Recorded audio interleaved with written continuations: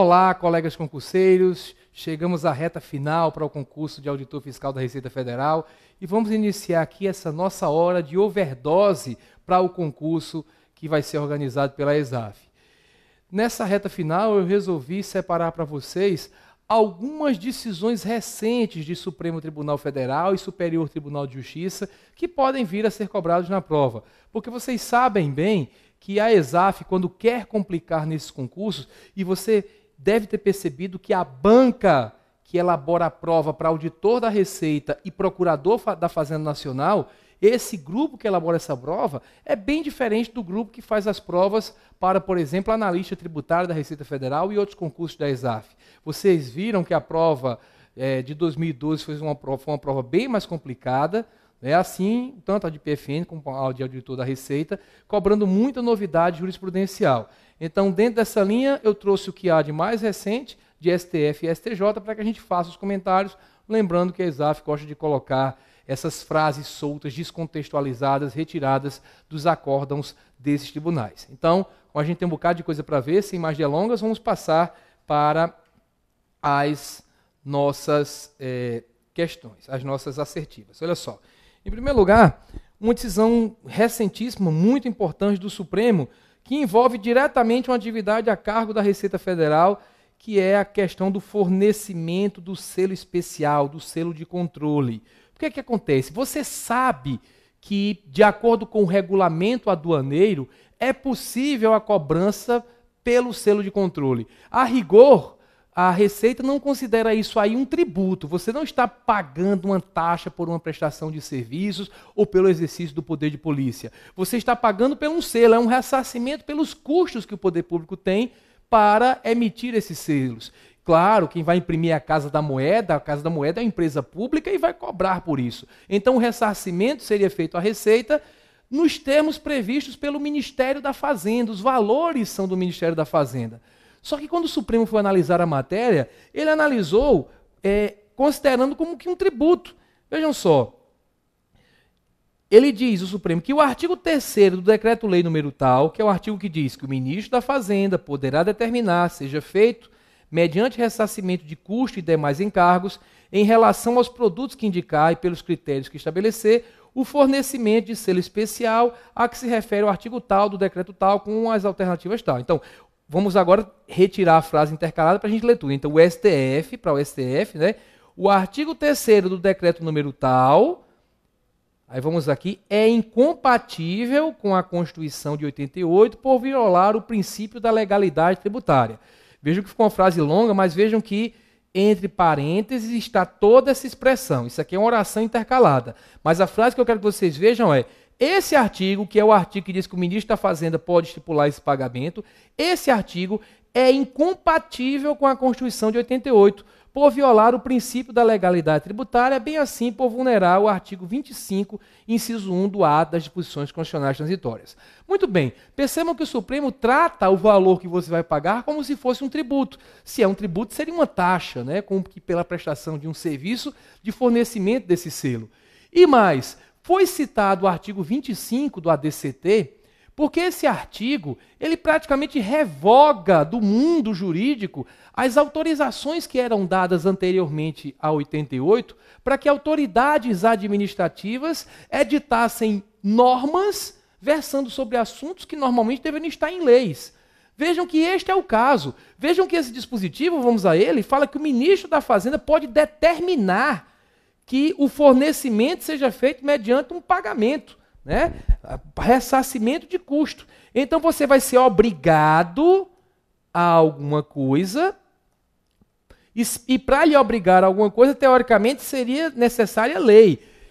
O poder público ainda alegou, para tentar derrubar esse raciocínio, que essa obrigação seria uma obrigação acessória, porque você sabe, é muito cobrado em prova, que obrigações principais estão na lei, tem que estar na lei, enquanto que as obrigações acessórias podem aparecer em atos infralegais. Então, queriam dizer que a obrigação de adquirir e afixar o selo seria obrigação acessória. Aí você diz, como assim, Bial? Como assim acessória?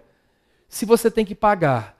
Lembre que a obrigação principal é de pagar tributo ou penalidade pecuniária.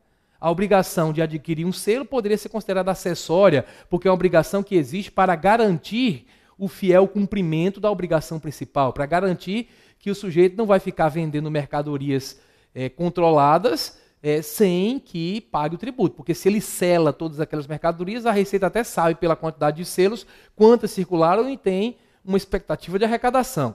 Então, dentro dessa linha de raciocínio, lembrem que para o Supremo é inconstitucional essa cobrança, se é incompatível com a Constituição de 88, é inconstitucional, por conta de legalidade, tratando como sendo um tributo, e por conta do artigo 25, inciso 1 do ADCT, que revogou essas delegações para o Poder Executivo. Agora, cuidado, provinha de legislação tributária, como eu sempre falo, é provinha de copiar-colar. Se copiarem na prova o dispositivo do regulamento aduaneiro que fala dessa competência do ministro da Fazenda para estabelecer pagamento de selo de controle, você marca verdadeiro sem nem pensar. Se forem cobrar isso, vão cobrar na prova de tributário e dizendo segundo o STF, segundo o nosso super time do Flamengo, ok? Então, esse item 1 de grande importância. Vamos para o item subsequente, que diz que a isenção da COFINS concedida pelo artigo 6º, inciso 2 da Lei Complementar 70, às sociedades civis de prestação de serviços profissionais, foi revogada pelo artigo 56 da Lei 9.430 de 96. Súmula recentíssima do Superior Tribunal de Justiça, recentíssima mesmo. Prestem atenção que aqui já dá para enxergar qual é o problema. Trata-se de uma lei complementar que teve um dispositivo que estabelecia uma isenção, mas é um dispositivo de lei complementar, revogado por um artigo de uma lei bonitinha, é verdade, mas ordinária.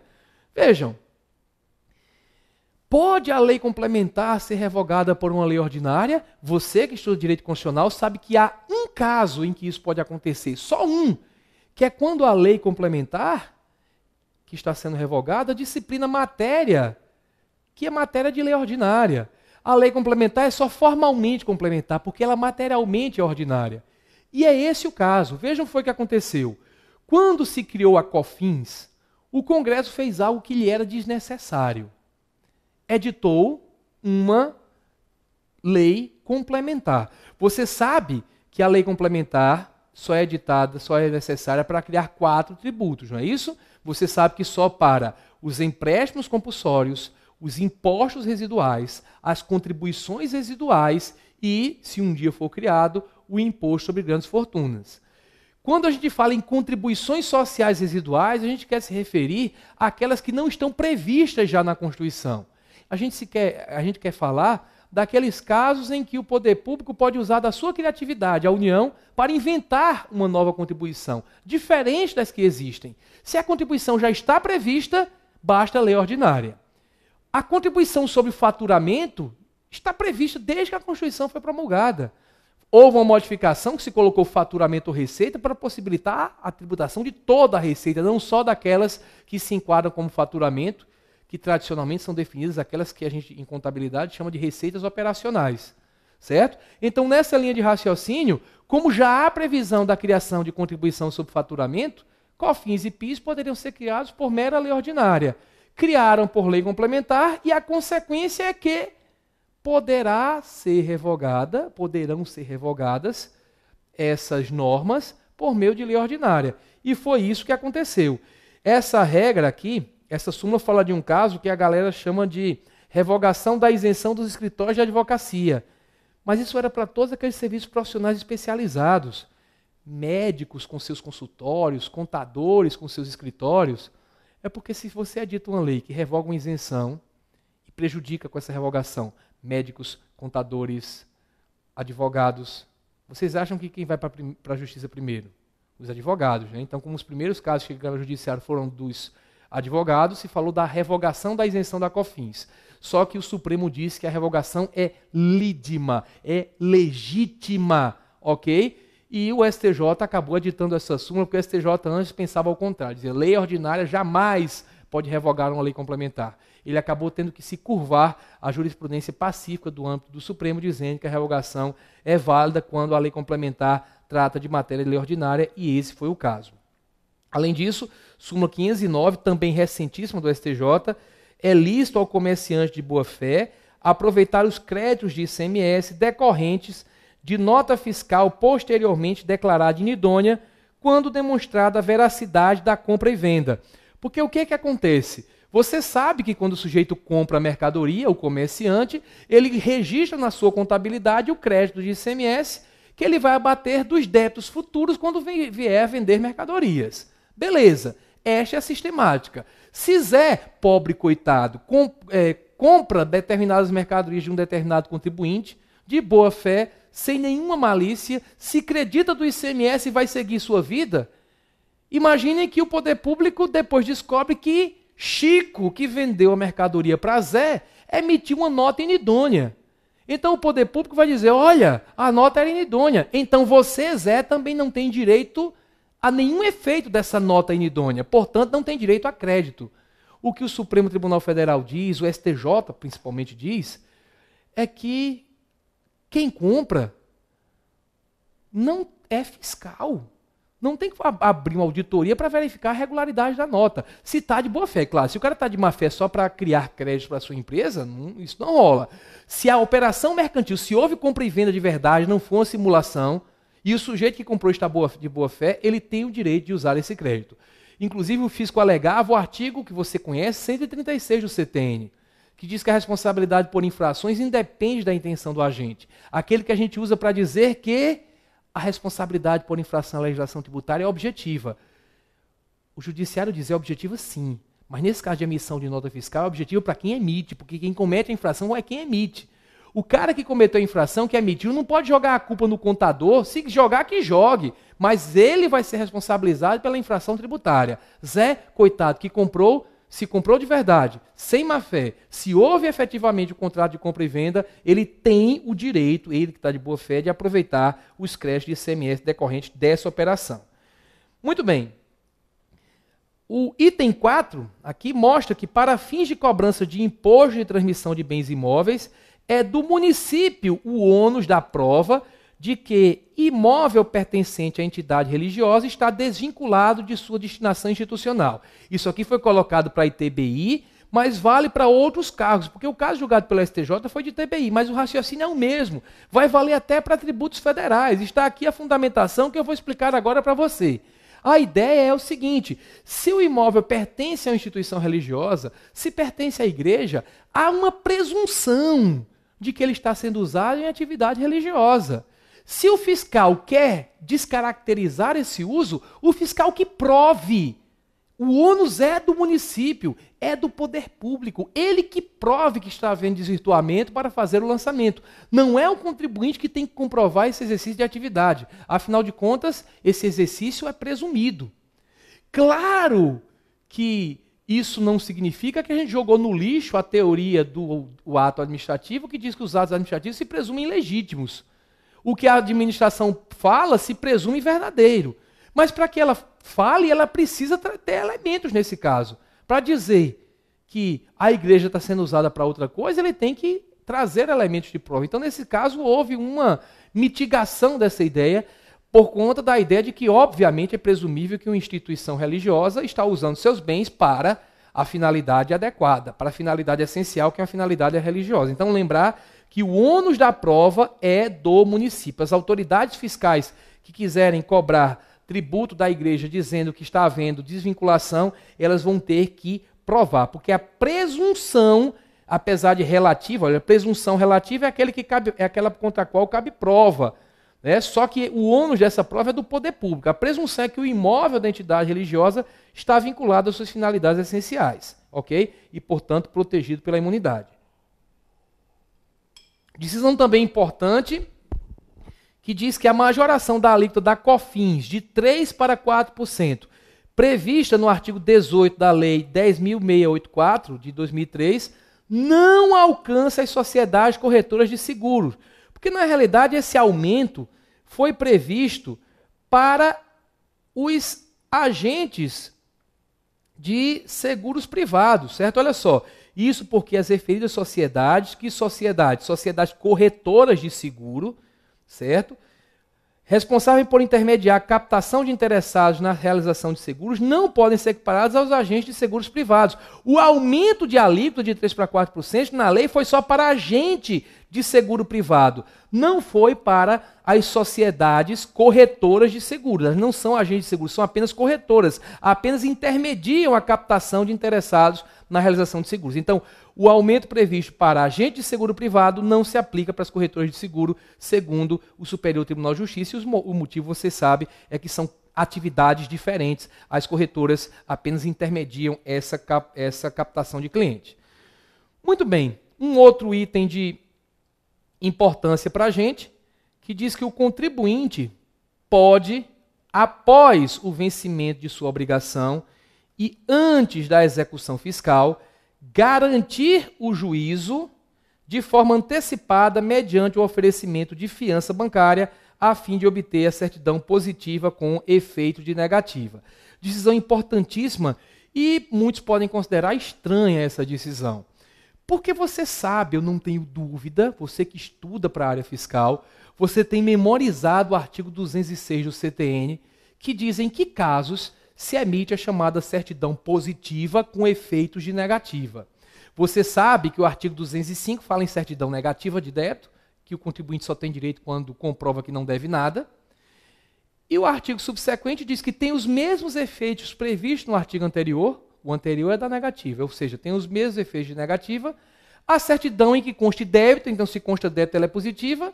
Aí fala em algumas situações, que são situações em que você percebe que o débito existe, mas está em situação de irregularidade. Primeira, crédito com exigibilidade, crédito não vencido. Se o crédito não está vencido, ele não deveria nem constar na certidão. Mas se constar, como ele consta, tem um débito lá pendente, certo? Ou pelo menos que apareceu na certidão, ela é positiva. Negativa é que não tem nada.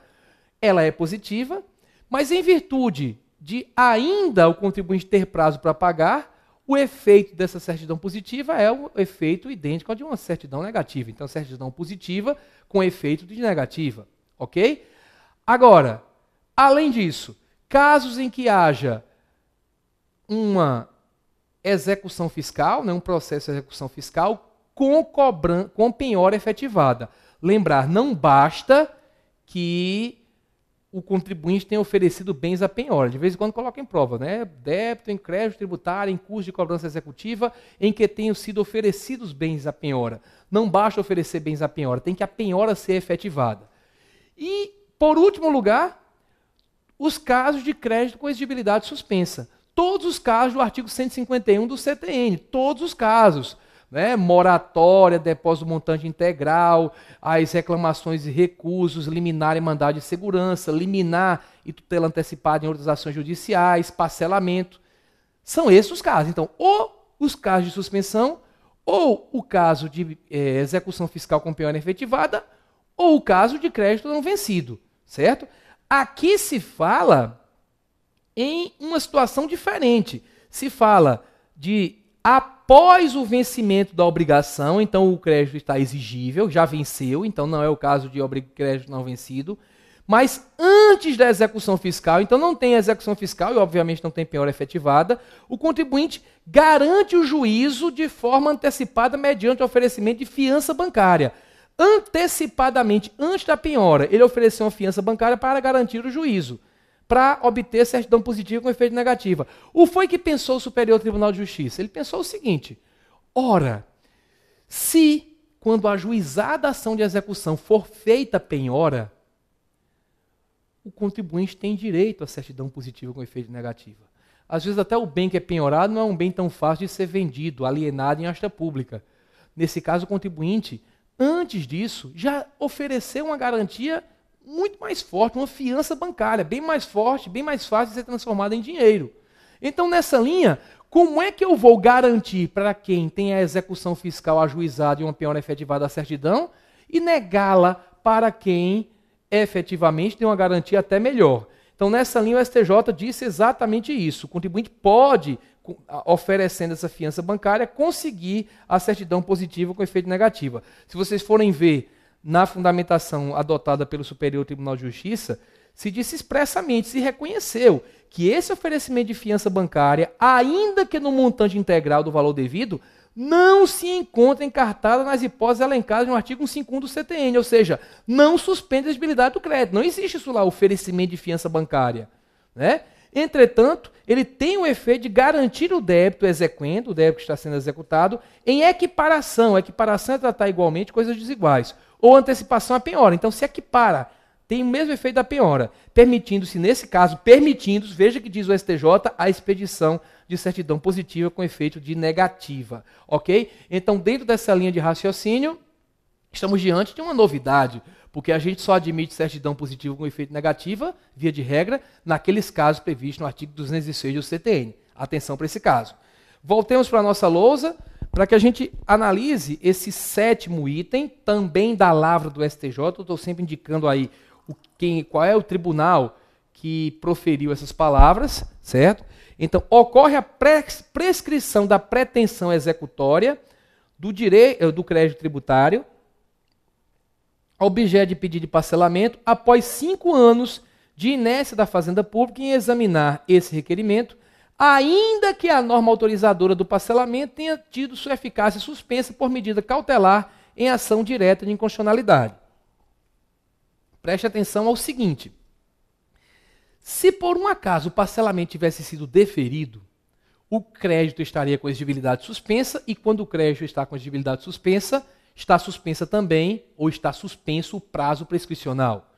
Porque, claro, se a prescrição é para ajuizar a ação de execução fiscal, por isso que se fala de pretensão executória do Estado, a pretensão do Estado de ajuizar essa ação, se a prescrição é para esse prazo, ora, você não pode contar um prazo para que alguém tome uma providência que ele mesmo está proibido de tomar. Se a exigibilidade do crédito está suspensa, o fisco não pode exigir. E não há exigência mais contundente do que o ajuizamento de uma ação de execução fiscal. Então, se o crédito estivesse com a exigibilidade suspensa, a consequência seria que a prescrição também estaria suspensa. Só que o contribuinte, nesse caso, pediu parcelamento e o fisco ainda não analisou. Se o fisco ficar 5 anos sem analisar, como a exigibilidade não está suspensa, vai prescrever. E o caso que foi narrado aqui foi um caso em que o contribuinte pediu o parcelamento nos termos de uma lei, depois essa lei teve sua eficácia suspensa, sua aplicabilidade suspensa, em virtude de uma cautelar, uma liminar dada numa ação direta de inconstitucionalidade. Olha, quando você suspende, você torna aplicável a legislação que era aplicável anteriormente. Então, o que deve fazer a autoridade administrativa? Se a lei concessiva de parcelamento foi suspensa liminarmente pelo Supremo, a autoridade deve indeferir o parcelamento e promover a cobrança. Porque se a autoridade ficar parada esperando que um dia julguem o mérito da ADIM, olha, existem várias ADIMs que estão aí para ser julgadas há anos, há décadas. Então, se passarem 5 anos, o contribuinte não vai pagar mais nada porque estará prescrito o crédito. Foi isso que disse o Superior Tribunal de Justiça. Ocorre a prescrição da pretensão executória do crédito tributário, objeto de pedido, não é objeto de parcelamento. Se tivesse parcelamento, estava suspenso. Pedido de parcelamento após 5 anos de inércia da Fazenda Pública em examinar esse requerimento. Está inerte, não analisou. Ainda que a norma autorizadora do parcelamento tenha tido sua eficácia suspensa por medida cautelar em ação direta de inconstitucionalidade. O Superior Tribunal de Justiça fala desse assunto, né? Fala da decisão, e diz que quando é concedida a cautelar, as autoridades têm que deixar de aplicar o preceito normativo ao objeto da ação direta. Tem que aplicar a legislação anterior sobre a matéria, certo? Salvo se houvesse efeito retroativo na ADIM. Então, no final das contas, o fisco, se demorar nesse aspecto, vai acabar sendo prejudicado. Nosso 8º item agora, que diz o seguinte: não é ilegal a nova incidência de IPI no momento da saída do produto de procedência estrangeira do estabelecimento do importador, após a incidência anterior do tributo no desembaraço aduaneiro. Claro que você sabe que a legislação prevê isso, você estuda a legislação de IPI, mas muitos contribuintes estavam dizendo que criou-se uma ficção para justificar bitributação ou bis in idem. Seria mais bis in idem, porque é a União que está cobrando. Qual é a ideia? Vamos para a luz, olha só. Imaginem que X, esse contribuinte, aqui é a entrada do território nacional, comprou lá da Alemanha uma mercadoria, a mercadoria entrou no território aduaneiro, foi desembaraçada, aconteceu o faturador do IPI, X pagou o IPI. Quando o X vender essa mercadoria, X é comerciante aqui no mercado interno, vai ter outro faturador de IPI. O sujeito está dizendo, olha, eu só fiz uma venda, eu não posso ser obrigado a pagar IPI duas vezes. Na realidade, o que acontece, e foi bem visto pelo Superior Tribunal de Justiça, é que o normal, a regra, é que o IPI, assim como o ICMS, assim como o PIS e COFINS, esses tributos são pagos por quem vende. É o comerciante que vende, o contribuinte do ICMS. É o industrial que vende a mercadoria, que dá a saída, o contribuinte do IPI. É quem vende, quem tem o faturamento para pagar PIS e COFINS. O problema é que na importação, quem vende está no exterior. E, por consequência, se inverte a regra. Então, quem compra vai ter que pagar. Então, essa empresa aqui compra porque nós não temos como impor para uma empresa na Alemanha fazer o pagamento. Só que o STJ também não é bobinho. Ele viu que quando essa empresa X compra, ela lança o IPI, certo? Vamos criar aqui uma conta corrente de IPI, lança o IPI como um crédito. Claro, estou usando aqui um linguajar jurídico, não um linguajar fiscal, quer dizer, lança débito na contabilidade, né? Mas ela lança aqui, por exemplo, 100 de IPI, como crédito. E quando vender, ela vai ter o débito na saída de 200, por exemplo, e vai ter o direito de abater, né? Pagar só os 100. Porque no final das contas, ora, o IPI acaba incidindo apenas sobre o valor que foi agregado, a diferença do que foi o preço de entrada e o preço de saída. Foi isso que justificou o Superior Tribunal de Justiça para dizer que essa nova incidência do IPI, ela não é considerada ilegal, ok? Ela é prevista na lei e a sistemática da não cumulatividade impede que isso signifique um exagero de carga tributária. Então, foi dentro dessa linha. O Superior Tribunal de Justiça falou da combinação do dispositivo do Código que prevê essas duas incidências, que define a sujeição passiva e que diz que os produtos importados estão sujeitos a uma nova incidência do IPI quando de sua saída do estabelecimento importador na operação de revenda. Diz que não há bis in idem, nem dupla tributação, nem bitributação, dado que essa sistemática ela acaba, com base na não cumulatividade, fazendo com que só incida o tributo sobre a margem de lucro. Eu coloquei aqui toda a fundamentação, se vocês quiserem dar uma paradinha no vídeo para dar uma olhada, beleza, tranquilo, mas a base é o que eu acabei de explicar para vocês. Bem, daqui para frente, vários itens referentes à contribuição previdenciária, todos decididos recentemente pelo Superior Tribunal de Justiça. Olha só, o item de número 9 aqui fala que incide contribuição previdenciária a cargo da empresa sobre os valores pagos a título de salário maternidade. Olha, eu quero que vocês prestem atenção ao seguinte. O salário paternidade, que tem a ver com os 5 dias do empregado fora do trabalho, esse salário paternidade, ele é pago pela própria empresa. É pago pela própria empresa. Enquanto o salário maternidade é pago pela Previdência, certo? Quanto ao salário paternidade, o Superior Tribunal de Justiça, com relação ao salário maternidade, que é aqui o primeiro citado, vamos a ele, o Superior Tribunal de Justiça diz que o fato de haver uma transferência do encargo para a Previdência Social, porque o salário maternidade, quem paga é a Previdência, não é o empregador. Então, não é o fato de ser a Previdência que paga que vai transmudar a natureza desse pagamento. Diz que ele tem natureza salarial. E se tem natureza salarial, está sujeito à contribuição previdenciária. Não é porque se transferiu para a Previdência Social que você muda a natureza salarial que ele possui. Como está dito aqui, a transferência do encargo para a Previdência não tem um condão de mudar a sua natureza. Se tem natureza salarial, incide a contribuição previdenciária, conforme decidido pelo nosso Superior Tribunal de Justiça. Agora, também incide sobre a contribuição previdenciária a cargo da empresa sobre os valores pagos a título de salário paternidade. Vejam, o primeiro falou do salário maternidade e o segundo salário paternidade, dizendo a mesma coisa, só que o fundamento é diferente. Para o salário paternidade é mais fácil ainda, porque se diz, ao contrário do que acontece com o salário maternidade, o salário paternidade é ônus da empresa. Ou seja, não se trata de benefício previdenciário. tem natureza salarial e é legítima a incidência de contribuição previdenciária. Olha, para salário de paternidade é muito mais fácil enxergar, porque você vê a empresa pagando e fala da natureza salarial, ok? E tendo natureza salarial, a consequência é a incidência da contribuição previdenciária a cargo do empregador. Em se tratando de salário maternidade, poderia haver alguma discussão, porque você vê um pagamento feito pela Previdência. Mas só que nesse caso se entende que esse pagamento não perde a sua natureza salarial, de forma que também estará sujeito à incidência da contribuição previdenciária. Ok? Bem, item de número 11 fala da contribuição previdenciária a cargo da empresa sobre o valor pago a título de terço constitucional de férias gozadas. Aquele 1/3 que você recebe a mais quando você tira férias. Esse caso aqui é um caso bastante interessante, porque na realidade o Superior Tribunal de Justiça foi sensível ao argumento de que, quando o sujeito tira férias, ele acaba tendo mais gastos do que ele tem no seu dia a dia comum. O sujeito viaja, ele vai visitar restaurantes, paga hotel, passagens aéreas.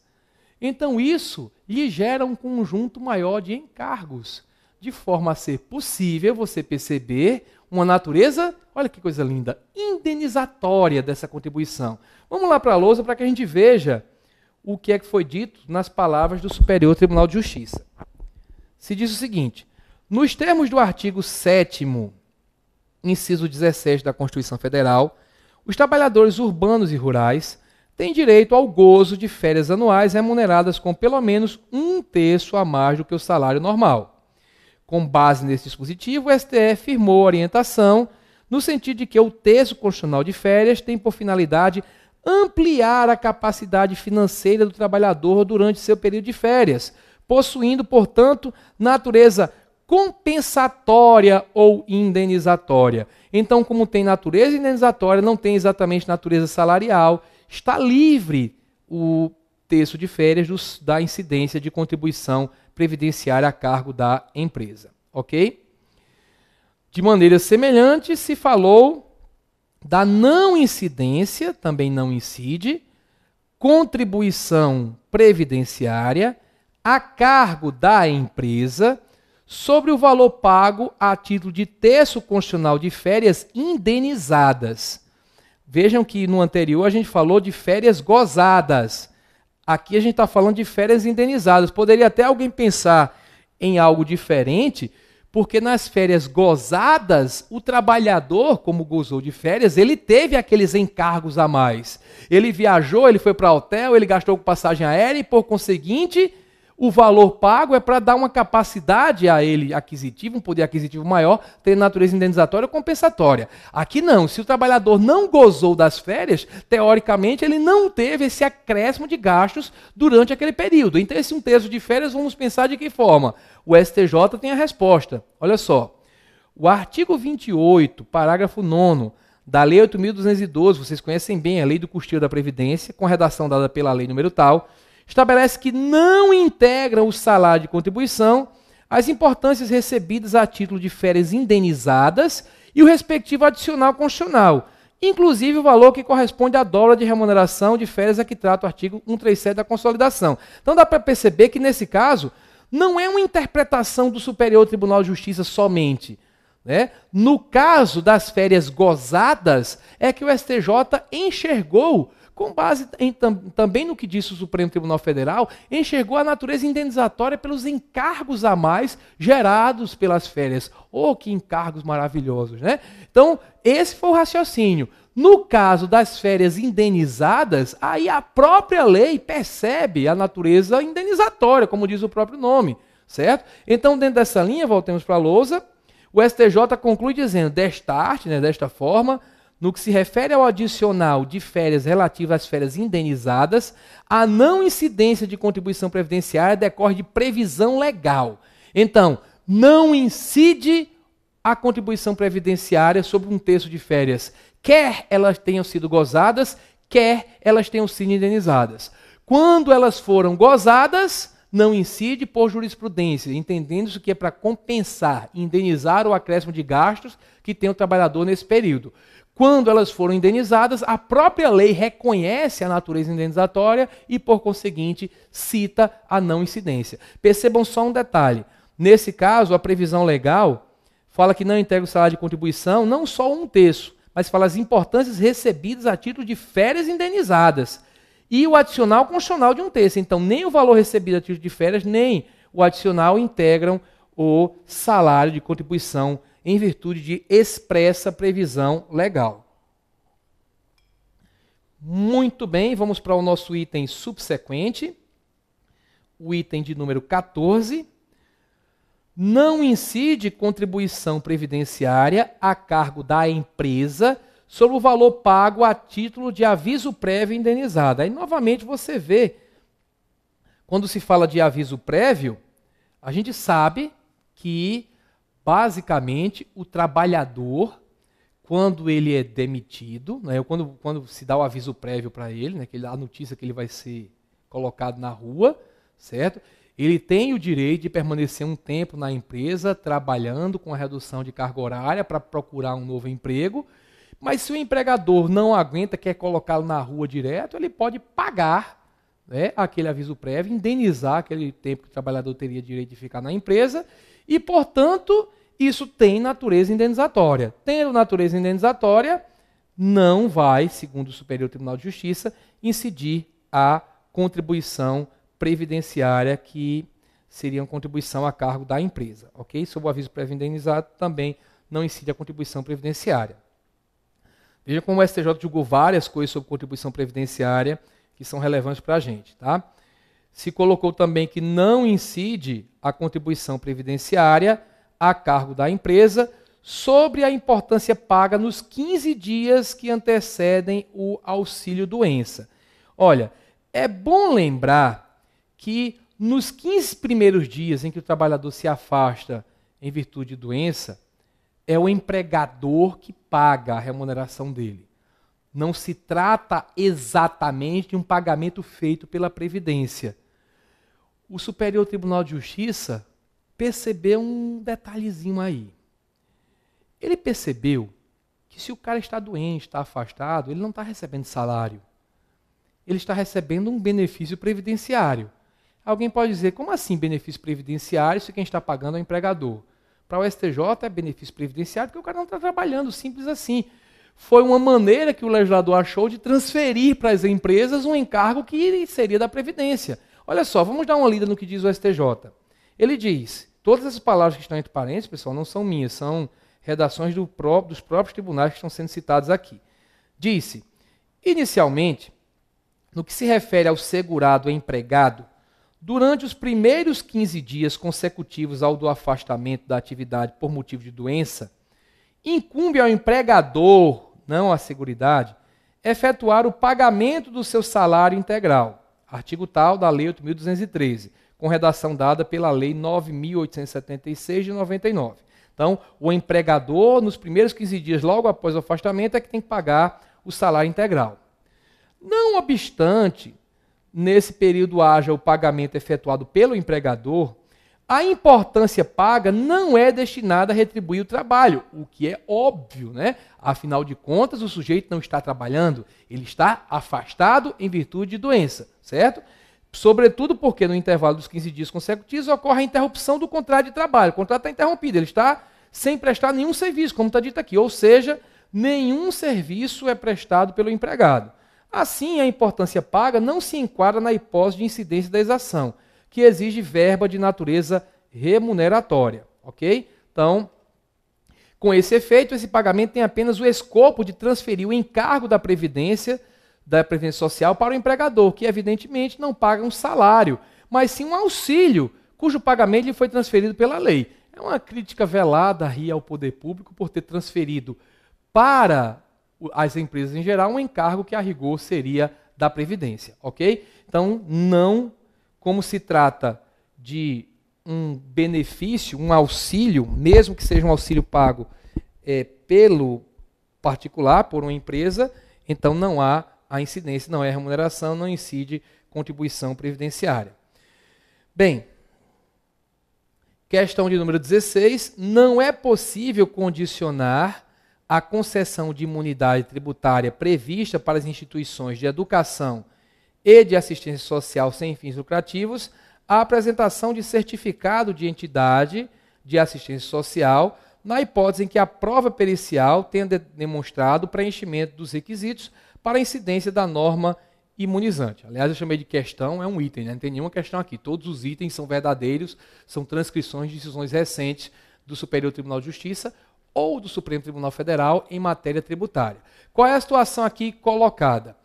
Nós sabemos que a imunidade daquelas instituições do artigo 150, inciso 6, a linha C da Constituição, depende do cumprimento de requisitos estabelecidos em lei. Lembrar que eu estou falando daquela imunidade a impostos, prevista no 150.6c, diferentemente daquela imunidade a contribuições para a Seguridade Social, prevista no artigo 195, parágrafo 7º da Constituição, que inclusive tem uma lei ordinária que fala dos requisitos, né? Que o STF já disse, pode ser lei ordinária mesmo, que você está falando do requisito de constituição da instituição.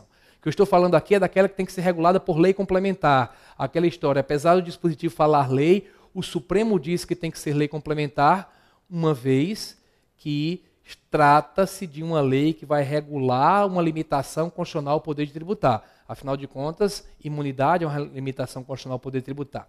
Então você lembra, vamos relembrar, quais são os requisitos para que uma entidade daquela seja considerada imune?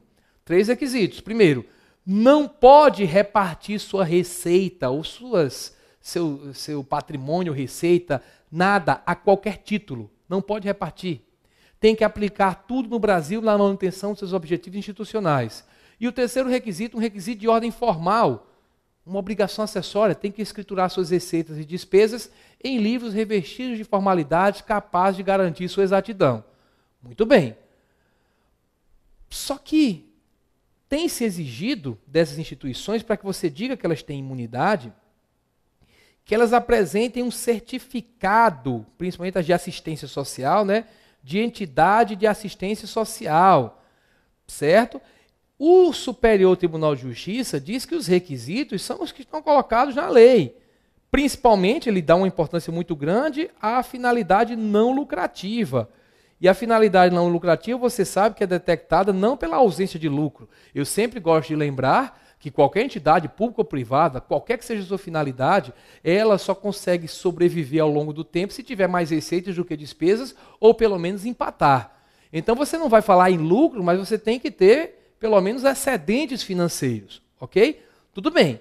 Então, se a questão fundamental é não ter lucro, não repartir aquela grana, claro, em prova vamos dizer que também são importantes, aplicar tudo no Brasil nos objetivos institucionais e em escriturar, vamos falar também de escriturar livros fiscais. Mas, se a questão é essa, e ela foi demonstrada por meio de uma prova pericial, o cara demonstrou com prova pericial que preenche os requisitos para incidência da norma imunizante. Quais são os requisitos? Os requisitos do Código Tributário Nacional, artigo 14, que faz, às vezes, da lei complementar exigida pelo artigo 156C da Constituição Federal, né? Constituição Federal, artigo 156C.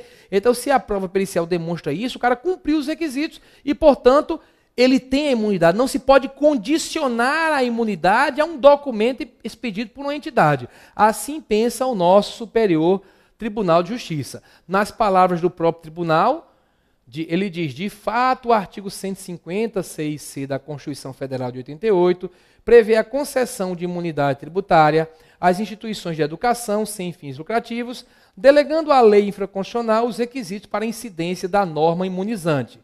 Nesse contexto, o artigo 14 do CTN, que foi o que citamos agora, elencou os pressupostos para qualificar uma instituição de ensino como uma entidade desprovida de finalidade lucrativa. Assim, condicionar a concessão de imunidade à apresentação de certificado de entidade de ciência social, na hipótese em que perícia técnica tenha demonstrado o preenchimento dos requisitos legais, implica em acréscimo desarrazoado e ilegal. Ilegal por quê? Porque o que a lei fala, o Código Tributário Nacional, artigo 14, não é em certificado algum. Fala em não distribuir receitas, fala em aplicar tudo no Brasil nos objetivos institucionais, fala em cumprir obrigação acessória de escriturar receitas e despesas em livros revestidos de formalidades que garantam exatidão, certo? Então, é ilegal esse existente de pressuposto não previsto em lei para tanto. Ainda mais quando o próprio texto constitucional prevê como condicionamento para a concessão do referido benefício apenas a inexistência de finalidade lucrativa por parte da instituição, ok? Então, nessa linha que foi decidido o processo. Agora, um ponto de grande importância no âmbito da Receita Federal, né? Em que vocês vão ver que o Supremo novamente usou aquele raciocínio que nós falamos do primeiro item dessa aula do nosso overdose, que foi aquele item que falou dos selos de controle.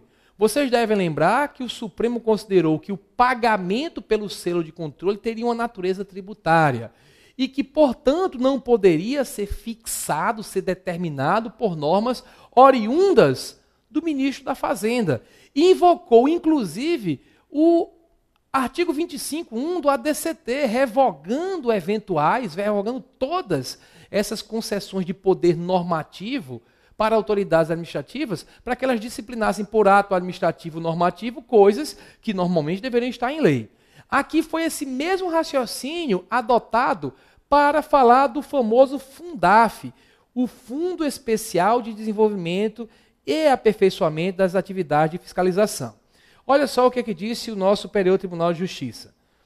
São inexigíveis os valores cobrados de concessionária com fundamento em atos, olha só o fundamento, cobrar valor com base em ato regulamentado da Receita Federal, com base em meras instruções normativas. Por mais que a gente ame a Receita Federal, as instruções normativas são muito importantes no âmbito da Receita, mas não são leis.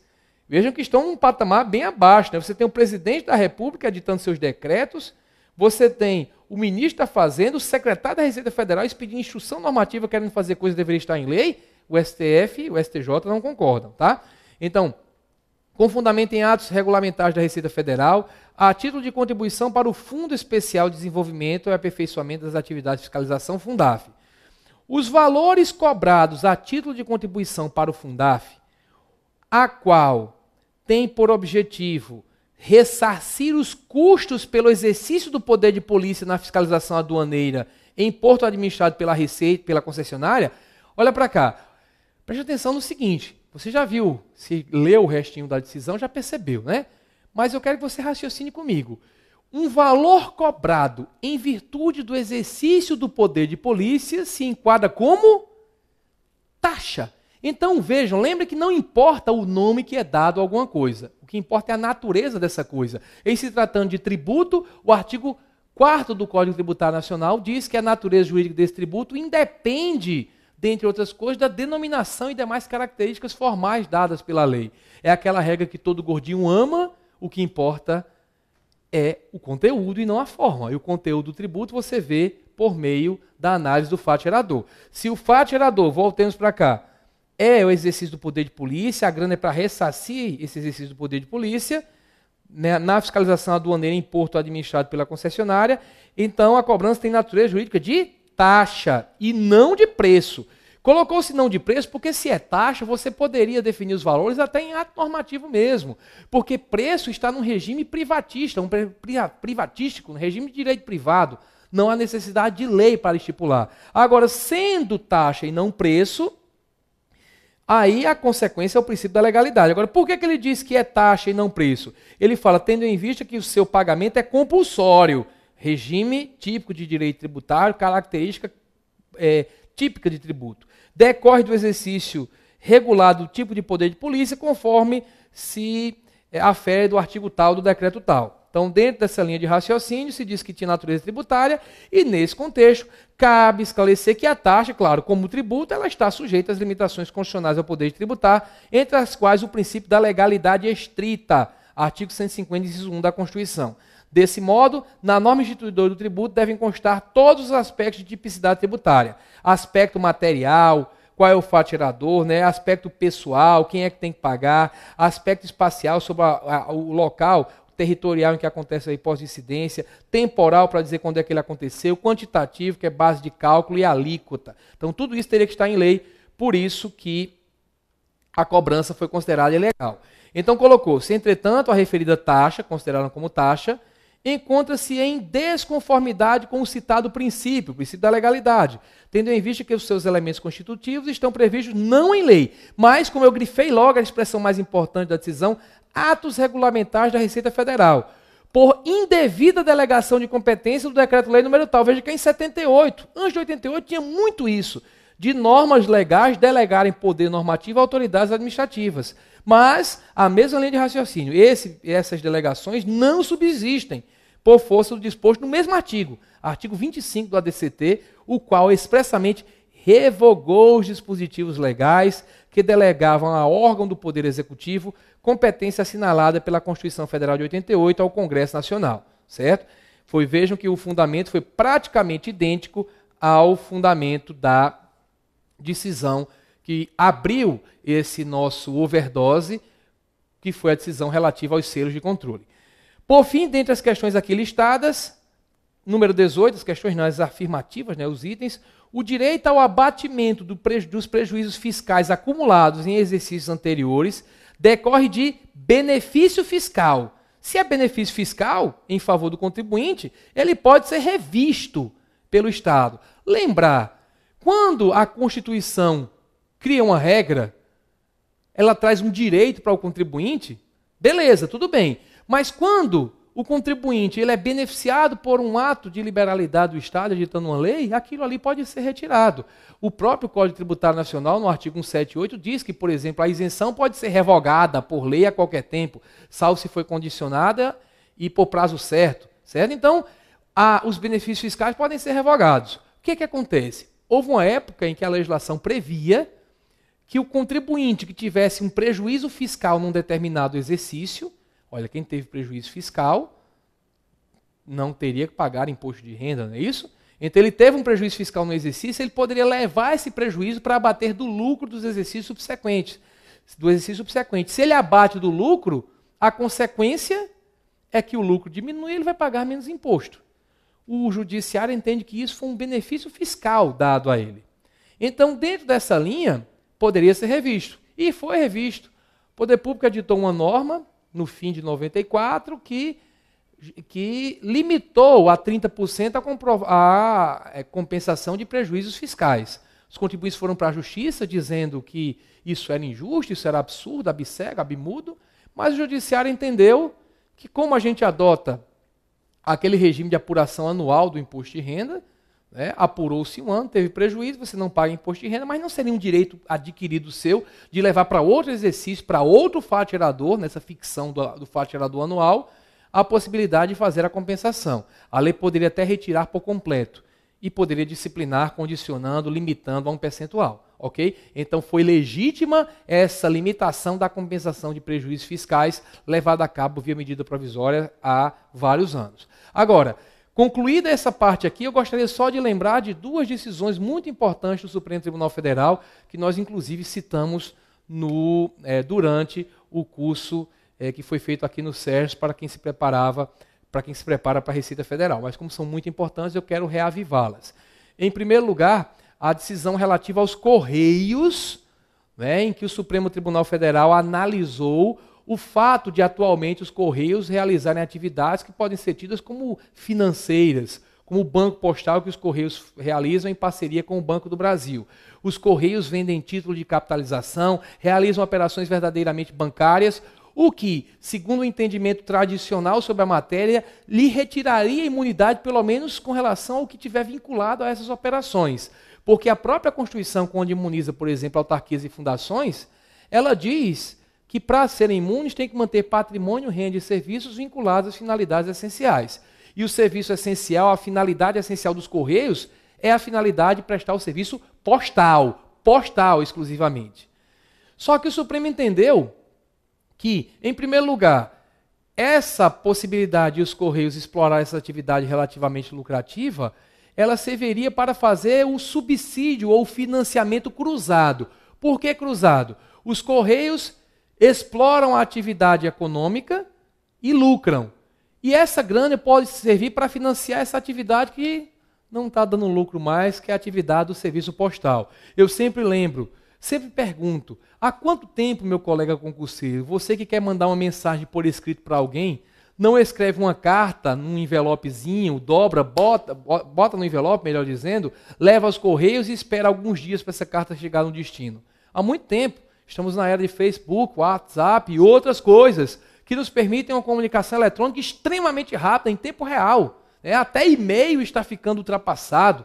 Então, dentro dessa linha é que os Correios têm diminuído bastante sua lucratividade. Fala-se que os Correios só têm lucro hoje em Rio, São Paulo, Minas e no Distrito Federal. Então, o Supremo releu o dispositivo da Constituição que diz que os Correios, que a União, melhor, tem a competência para manter o Correio Aéreo Nacional e o Serviço Postal. Entenderam esse manter agora como um encargo. Agora a União está ferrada, tem que manter de qualquer jeito.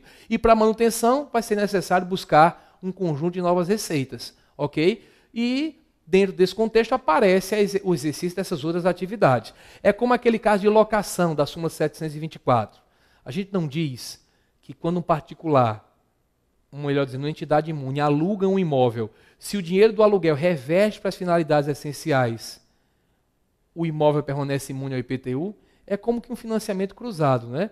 A atividade que é lucrativa, esse aluguel de imóveis, traz dinheiro para uma atividade que não é lucrativa, talvez. Ok? E vejam que a gente poderia até pensar em concorrência também, né? O cara que aluga um imóvel e é imune sem pagar IPTU, ele estaria concorrendo com quem tem outros imóveis para alugar. Então, dentro dessa linha de raciocínio, o Supremo não achou que aquela concorrência que a gente poderia imaginar quando se exerce um serviço financeiro, iria retirar a imunidade dos Correios, ok? Lembrando também, como fez a Suprema Corte, que essa concorrência também não é lá essas coisas, porque quem vai buscar serviço financeiro nos Correios é quem não tem acesso à grande rede bancária, moderníssima rede bancária brasileira. Os Correios chegam a rincões onde os bancos nem querem chegar, porque são lugares não lucrativos. Então, antes de se pensar em uma concorrência desleal com bancos, o que há é universalização desse serviço. Só que na decisão, o Supremo usou tintas muito fortes, usou uma palavra que as bancas adoram colocar porque assusta o candidato, ou assusta os candidatos. Se decidiu que era irrelevante esse exercício de atividade em regime de concorrência. Então, se falar em Correios, serviço postal, diga que é irrelevante o exercício de atividades em regime de concorrência para efeito de imunidade. A imunidade é mantida, isso já foi cobrado esse ano no concurso para o Ministério Público Federal, para o cargo de Procurador da República.